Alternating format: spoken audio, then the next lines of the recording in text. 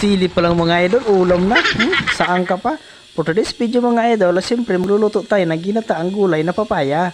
At siyempre lagyan natin mga idol ng pansahog na karning manok. Ayos mga idol oh. Damihan natin mga idol ng pansahog. Ano kaya sa tingin nyo mga idol? Okay lang kaya mga idol na mas marami pang pansahog kaysa sa gulay? Yun oh. Okay lang yan mga idol para masarap siyempre no. Ayos lang yan, At siyempre, konting mikos-mikos lang yan mga idol para pantay na pantay ang pagkaluto mga idol. Ayos mga idol, ano? At ito na mga idol, ang mga pansangkap natin mga idol. Unahin na natin itong luya mga idol, Yan ang mga tamang-tama pang palasa mga idol. At siyempre, itong sibuyas bawang, pagsabayin na natin yan. Kasi ganon din naman yan, sabay-sabay naman yan mga idol maluluto, no? At siyempre, lagyan din natin ng paminta mga idol. Yan din ang sikreto mga idol, kaya talagang sobrang sarap ang luto natin, lalo pag ginataan Siyempre, karning manok yan mga idol. At siyempre, ito mga idol, Ajinomoto mga idol, bitsin. Tamang-tama lang yung mga idol, wag natin ubusin kung punong-puno pa yan mga idol. Konting mikos-mikos lang. Siyempre, para pantay na pantay ang pakaluto niya mga idol. Pangit kasi mga idol kung hindi mo nahaluin mga idol.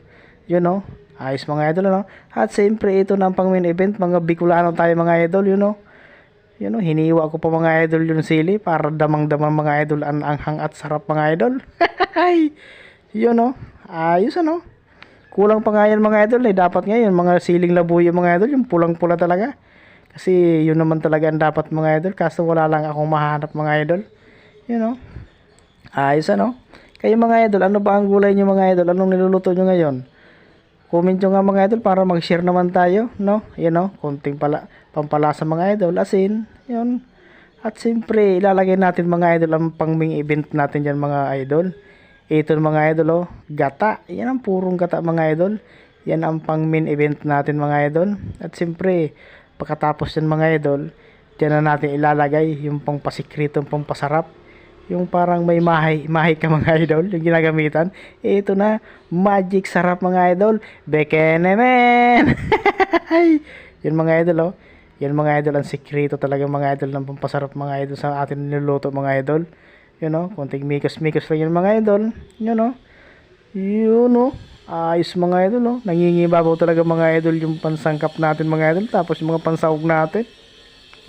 Ayos na ayos. Nagugutom na ako mga idol. Kayo mga idol, ano bang iniluluto nyo mga idol?